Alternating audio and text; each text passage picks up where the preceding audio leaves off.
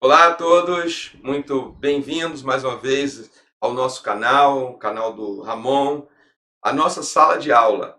Eu quero que você se sinta muito à vontade aqui, né, neste ambiente, ainda que virtual, mas eu quero que você se sinta realmente numa sala de aula, à vontade para fazer perguntas, para se expressar.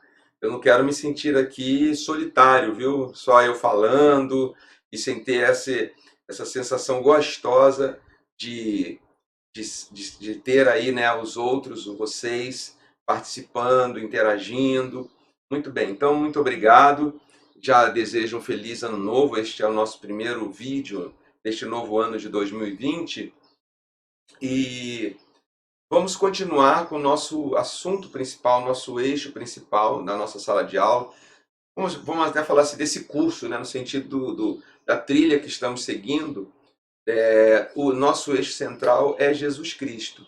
Esse é o nosso recorte, é a nossa escolha. Lembrando, até para quem não assistiu os outros vídeos ainda, ou nos fixando, nos lembrando por que nós estamos nesse curso, por que nós estamos nesse segmento aqui, né? Nós vemos que há uma grande necessidade no mundo contemporâneo,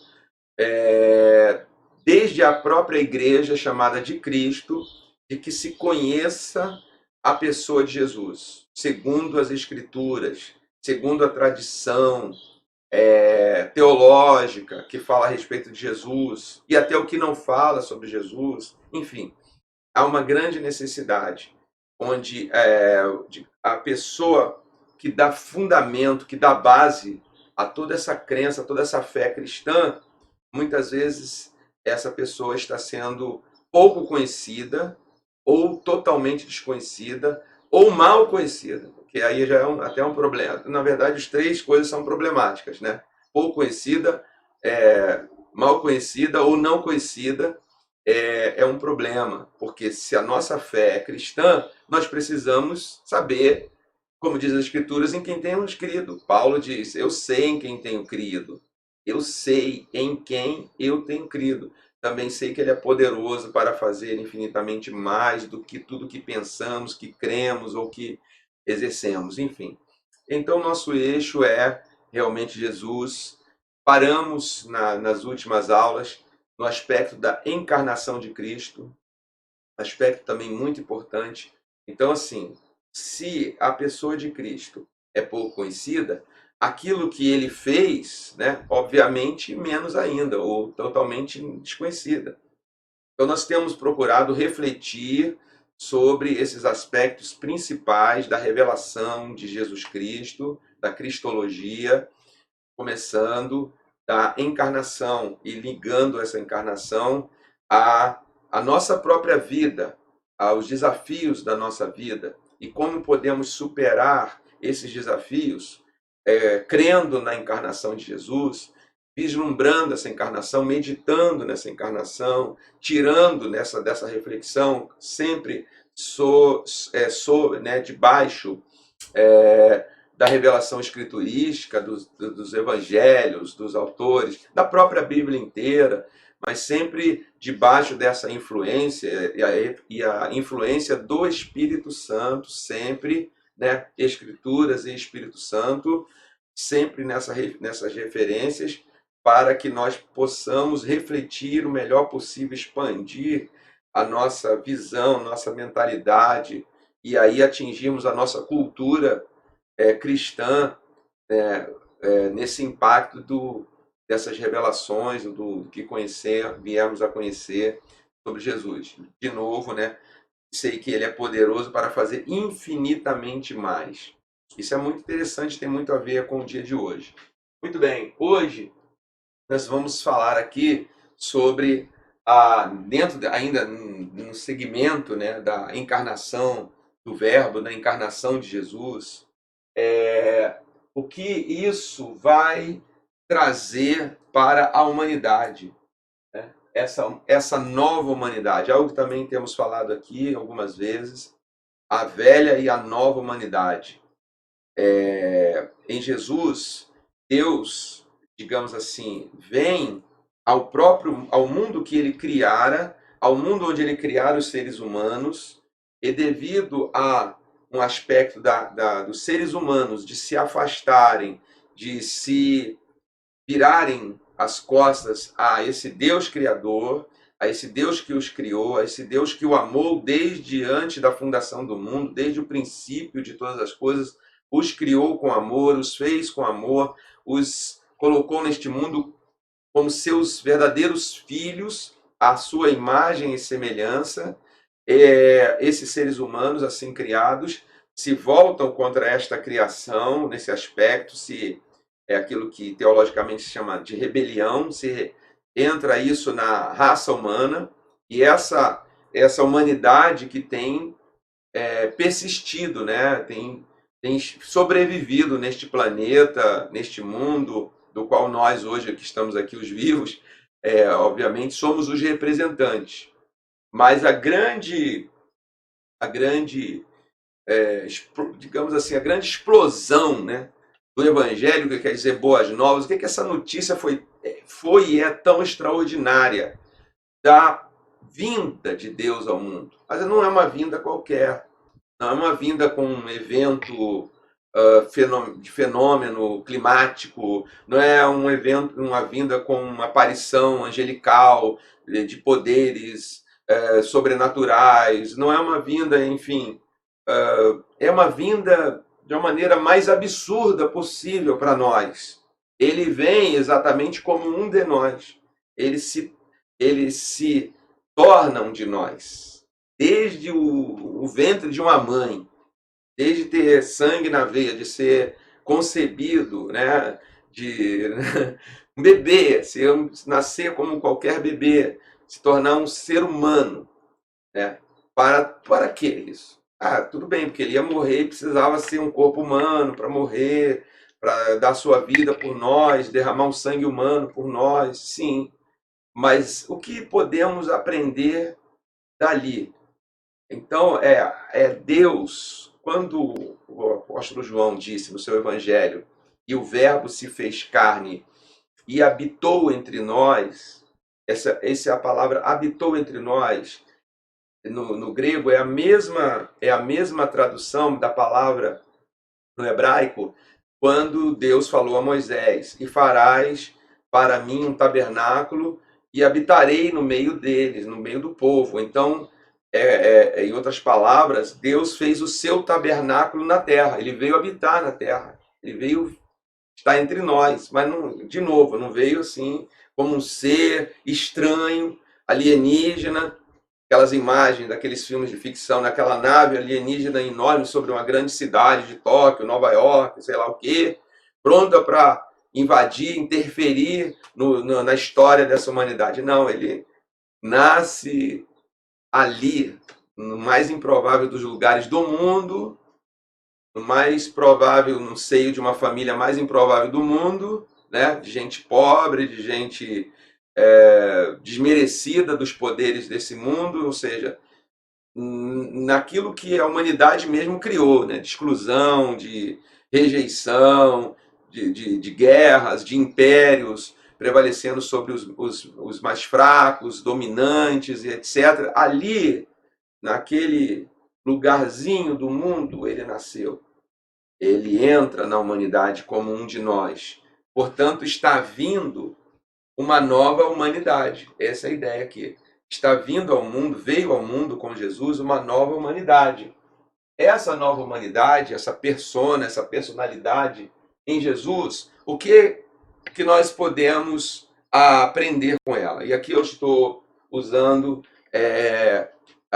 uns conceitos, né, do Dr. Campbell Morgan, um livro dele chamado Las Crises de Cristo. Em espanhol, eu tenho este livro em espanhol, não sei se tem em português, mas se chama Las Crises, ou traduzindo aqui para um português, seria As Crises de Cristo.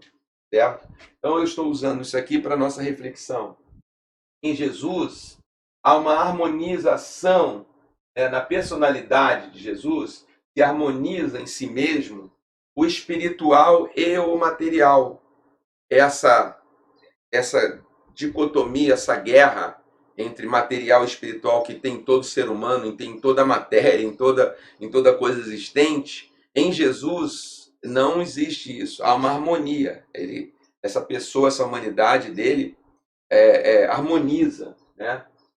Nele, o espírito, o que é espiritual é dominante, não é o carnal. E é aí que depois, mais para frente, em outras aulas, nós vamos falar sobre o aspecto da perfeição cristã, da perfeição de Cristo como modelo para nós. Jesus, nós falamos, cremos que Jesus nasceu sem pecado, não nasceu em pecado. Ele não nasceu um pecador, mas ele nasceu humano. Ele nasceu humano como eu, como você, com todas as características humanas. De novo, ele não é um ser que baixa de uma espaçonave, né, que está até talvez no nosso imaginário, super iluminado. Por isso que as pessoas não conseguiam nem reconhecer em Jesus a divindade, o Filho de Deus, o próprio Deus encarnado. Isso é um absurdo, porque ele era tão corriqueiro, tão comum, né?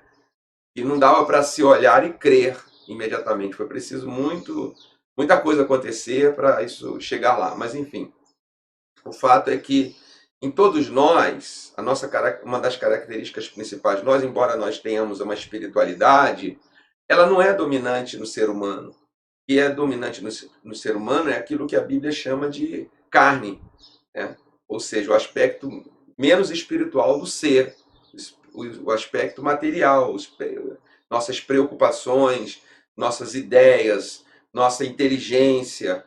Não está para uma coisa transcendental, para a construção de algo, né?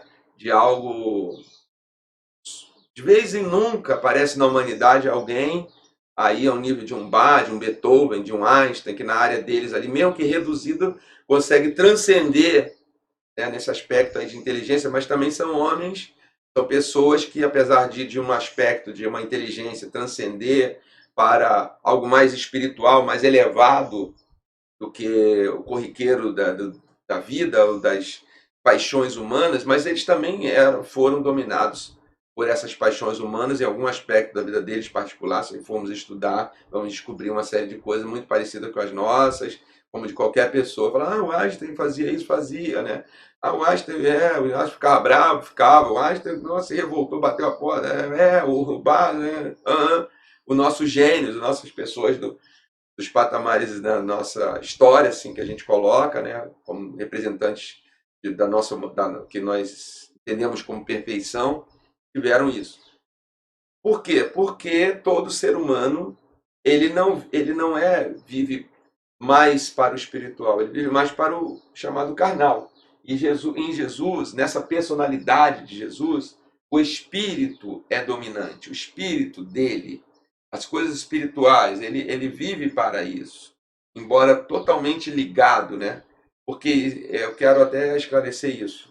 Há muita confusão nessa separação entre espiritual e material. Talvez isso venha da nossa educação, isso venha de um senso comum dos séculos, né? Espiritual é tudo que é divino, transcendental, invisível, sobrenatural. Em outras palavras, os anjos, né? O mundo invisível, dos seres invisíveis, de Deus, é espiritual. Material é a vida. Então, se eu quero alguma coisa, se eu nesse aspecto, desse lado aqui, onde é mais dominante, eu vivo para isso, vivo com material, vivo pelo material. Se eu preciso de alguma coisa que eu não consigo resolver, eu vou buscar lá no espiritual. Mas resolvido, né? Então, talvez daí venha essa separação, né? Eu acho que isso é um problema, né? Essa separação entre o espiritual e o material. Cuidamos, só que Jesus não, para ele não havia essa divisão. Nessa nova humanidade de Jesus não há essa divisão. E para Jesus, o espiritual não é tudo. O espiritual é tudo. A vida, o comer. Quer ver um exemplo? Pai nosso que estás no céu, santificado seja o seu nome. Venha o teu reino, seja feita a sua vontade, assim na terra como no céu. Assim na terra como no céu. Não há uma divisão. Aqui na terra abençoa a gente para a gente viver a nossa vida, assim na terra como no céu. O pão nosso, a coisa mais básica da vida, do dia a dia, o pão nosso de cada dia nos dá hoje. Nas relações humanas, perdoa nossas dívidas. Então, em Jesus, o espiritual é predominante e está totalmente relacionado a esse. Não há uma dicotomia, não há uma divisão. Ora, quase que um aspecto assim de divisão, né, da nossa mente, da nossa vida. Olha, uma hora eu sou material, outra hora eu sou espiritual. Eu fico muito espiritual, fico muito material. Não é assim na nossa vivência? Né? 24 horas, sei lá, 23 horas do dia nós estamos na materialidade da coisa, né? Apressados, sofrendo, apaixonados por alguma coisa, ansiosos por alguma coisa, todas as nossas emoções sendo mexidas, e aí talvez a gente dedique uma hora dessas 24 para fazer uma oração, que seria o mais espiritual, para a gente ler algum texto sagrado, meditar em alguma coisa de Deus, tentar, né, sair desse campo todo, mas não é difícil? Pois bem, Jesus não era assim. Não havia, era 24 horas, mas não era uma vida de uma pessoa em cima de uma montanha, numa posição de flor de lótus, intocado pelas coisas da vida, intocado pelas circunstâncias da vida, porque eu estou no espiritual, atingi um espiritual tão elevado, 100% espiritual, que não posso. E também seria outro aspecto, né? Fora do alienígena que veio, que não tem nada a ver com. É humano, mas não é humano. Também um sobre-humano que extrapolou, venceu a humanidade, está lá, mas não posso mais. Eu estou sem a minha espiritualidade, não como pão mais, eu não bebo mais água de poço, eu não frequento mais certos lugares, porque, olha, não. Então veja como é interessante, né? Como a gente consegue ir refletindo e meditando, a gente vai descobrindo mais coisas a respeito de Jesus que a gente desconhece, não é? Outro aspecto, em Jesus, o físico está disciplinado e sob o governo do espírito, que é uma espécie de continuação do que eu falei. O físico não é predominante. Então, de novo, aquele aspecto. Mas Jesus nasceu sem pecado. Ele não estava inclinado para as paixões físicas, terrenas, como nós. Ele não. Para ele era fácil. Não é. Não, ele nasceu sem pecado porque não foi concebido, humanamente falando, herdando esse pecado nato da humanidade, sim. Mas quando ele assume a nossa humanidade, ele coloca, digamos assim, uma palavra corriqueira, ele dá a cara a tapa. Ele precisa, por isso que Jesus é um ser humano que depende totalmente do Pai e anda sob a influência do Espírito Santo. E é outro aspecto aqui, ó. Nele, o Espírito Santo não é uma pessoa oculta. Onde está o Espírito Santo? O Espírito Santo, sinto a presença do Espírito Santo, sei que o Espírito Santo está em mim, mas nessa personalidade, o Espírito Santo é evidente, assim, no sentido, essa pessoa de Jesus, ela expressa a personalidade espiritual, a personalidade do Espírito Santo. E é nisso que consiste a vitória de Jesus sobre o mundo, sobre o terrenal, sobre as influências boas ou ruins desse mundo, né? Ou sobre o chamado pecado. Ele vence nessa humanidade, certo? É nessa humanidade que depois essa humanidade perfeita, por isso que ela é perfeita, vai ser levada à cruz. Vai ser levada à cruz. Hoje mesmo eu estava refletindo sobre isso. Um parênteses aqui, né? Jesus, nós sabemos que viveu 33 anos, só se manifestou seu ministério com 30 anos de idade e conhecido como os 30 anos do silêncio. Embora, mesmo no passado mais antigo, tenha havido especulações, até escritos sobre essa infância de Jesus, sobre essa adolescência de Jesus, porque, né, é uma curiosidade, exatamente, como Jesus foi como ser humano. A gente sabe que como ele se revela como Filho de Deus, o Messias, andando sobre as águas, curando, abrindo olhos de cegos, abrindo ouvidos de surdos, resolvendo problemas de pessoas, ressuscitando mortos. Nossa. Mas e naqueles 30 anos? Então muita gente já especulou, Jesus vivia fazendo milagres, Jesus foi um aldeão foi um carpinteiro, trabalhava numa carpintaria, negócio do pai, né, José. Ele era o carpinteiro da vila, uma vida absolutamente normal, mas é o que eu estava refletindo hoje. Eu falei assim: possivelmente Jesus estava conhecendo essa humanidade, né? A humanidade, porque eu estava pensando em alguma coisa de ser o ser humano é capaz de fazer, essas coisas humanas, nossas, até do dia a dia, né? Tá bem, tá mal, acorda bem, vai dormir mal, acorda mal, fica bem, né? Uma hora é uma coisa, outra hora é outra, essa coisa humana. Eu fiquei pensando, Jesus deve ter ficado 30 anos estudando essa personalidade humana, né? E desenvolvendo a sua própria, com o espírito, porque Lucas diz que o menino crescia. Isso a gente sabe, uma das poucas coisas que a gente sabe sobre a infância de Jesus é que o menino crescia em estatura e em graça diante de Deus e diante dos homens. É o que nós sabemos, assim. Possivelmente ele ficou nessa posição, nesses 30 anos, esses primeiros 30 anos da sua vida humana, mas eu estava pensando nisso, estudando, né, essa personalidade humana, como é que o homem, imaginando aqui no dia a dia da vila, né, alguém fez uma mesa e não veio pagar até hoje, né, disse: olha, Jesus, eu vou pagar amanhã, vou vender ali uma cabra, um carneiro e venho te pagar com um dia. Tá bom, até hoje, né, tá faltando em casa aqui, para ajudar minha mãe, pagar as contas dela, a casa aqui, o cara vem pagar. Que tipo de humanidade é essa, né? Que tipo de humanidade é essa que faça uma coisa boa e, né, por interesse ele vem atrás, etc, né? Então, assim, Jesus não se tornou alguém assim. Ah, ele podia ter se tornado alguém assim. Ele estava sujeito. Ele estava sujeito a bater no cara que não pagou a mesa dele, sei lá, se revoltar, um senso de justiça dele, ó, elevado, nossa, isso é um absurdo. Viveu lá, em silêncio. E esse tempo de vida de Jesus, como eu falei, é totalmente desconhecido, o que eu acabei de falar é mera especulação, reflexão, né? É um balãozinho do pensamento aqui, né?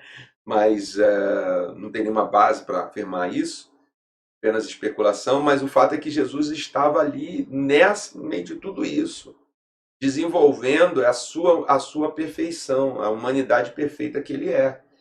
E aí a gente vê que, com muita possibilidade, ele venceu baseado nisso aqui, porque existe essa harmonia entre o espiritual e o material, o espírito é dominante, o cara não pagou, de alguma maneira, se fosse uma pessoa, né, 70% carnal e 30% espiritual, tinha dado uma briga lá na vila de Nazaré, tinha dado um processo, uma coisa teria acontecido na biografia de Jesus.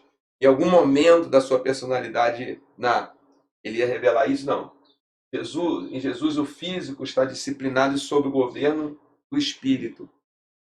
Mas, tudo isso nós já falamos, só quero concluir aqui dizendo o seguinte: lembrando sempre, esta é a nova proposta do rei. E aí, nesse aspecto, o rei, porque vem também trazer esse reino novo, né?